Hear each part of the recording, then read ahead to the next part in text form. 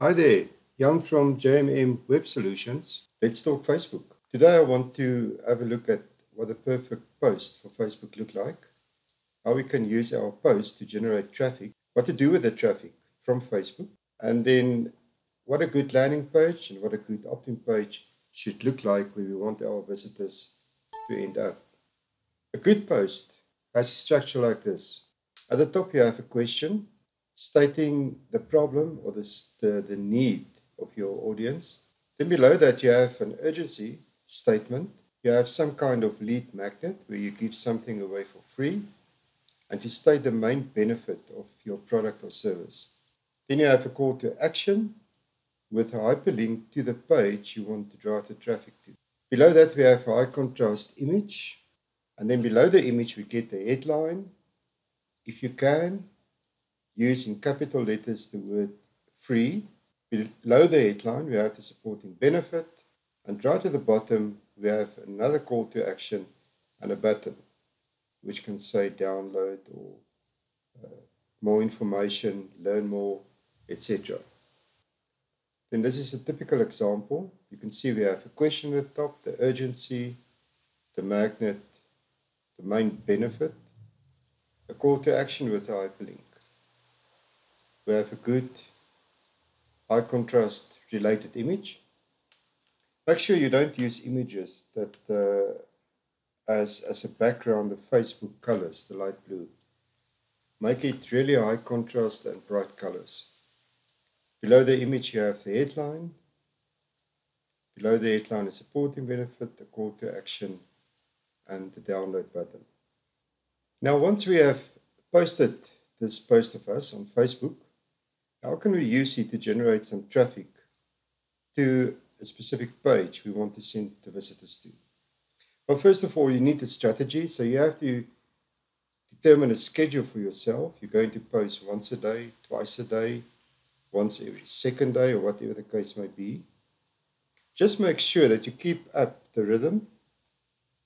Otherwise, it will start to look unnatural if you post for a week, 10 posts per day, and then after that, once a week. So decide on a realistic schedule for yourself and stick to that.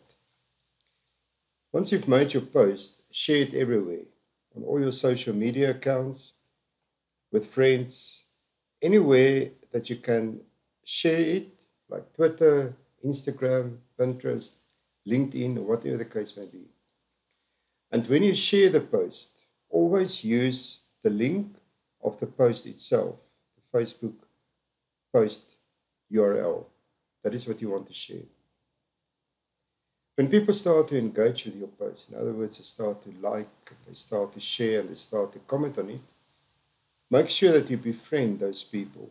Invite them as friends, and most of the time they will accept because they want to follow what you are saying. Also ask your visitors specifically to like and share. So make a post and say, if you like this and if you support this or you're interested in this, please share. I always say that when people are visiting a website, you have to tell them exactly what they must do. And the less options you give them, the higher the conversion is normally. So put a button there and say, please share this post.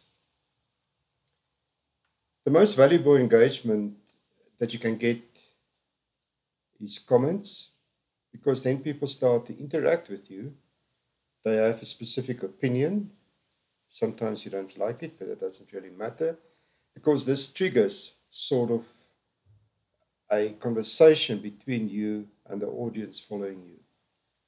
Make sure that you reply to each and every comment with value, not just yes, no, I don't know, whatever the case may be. At least one or two sentences where you give some value back, because remember, you are the authority on this topic that you're posting about. So you know everything. You are the expert. Lastly, a very powerful way that we can drive traffic to our Facebook post as well is to join Facebook groups. And just a quick illustration on how to find groups. All you do is you simply search I've done a search here, for example, for medical South Africa. And over there. And then it will come up with some pages and some groups. But to see the groups, you simply click on groups over there. And it will give you all the groups with the interest of medical South Africa. All you have to do is just scroll through them and look at specific groups that you think are applicable to your specific niche and simply join them. If you don't find a group here, then simply change the keyword. Medical University of South Africa, whatever the case may be. The idea is that you play around with your search keywords till you find a group that seems like people with the same interests as you, and you simply join them. These are mostly open groups, and if there are closed groups, then you join them, and once they see the value that you give in your own fan page, they will most of the time allow you as being a member of the group. So once you are a member of the group, you can start to post some value posts there. The ratio is roughly 3 to 4 value posts and then 1 call to action post.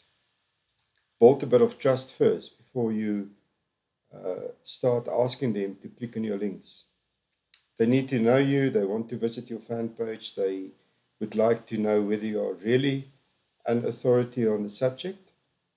And with time, the trust increases, and the more posts you make, the higher the trust will become. Also make sure that you comment on the groups itself. Follow a couple of threads on each group and simply make a valuable comment on it. And that will give people immediately the impression and that they can actually listen to what you have to say and then repeat what we've said above. The moment people start to engage on the group with you, ask them to share, ask them to like, befriend them. So once people click on the link on your post, where do you want to send those people? Now, there are basically 3 places you can send them without making it very complex. You can share third-party content. In other words, you can send them to another authority site. Maybe there's some content there you just want to share with them. It's just one of your value posts. Or you can send them to a landing page, where the landing page is more extensive content and where you address the need, their problem, and the solution that you can provide to a greater extent. Normally on the landing page, you can start selling some products or making bookings or ask them to join your email list as well. But this is like a more comprehensive piece of content that you want to show them. Or you can also send them to an opt-in page. This is simply a page where you collect the emails, and then you can have an email sequence with an autoresponder with follow-up emails.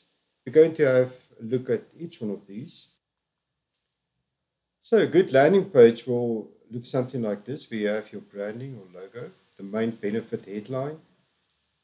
This is one of the most important items on the landing page.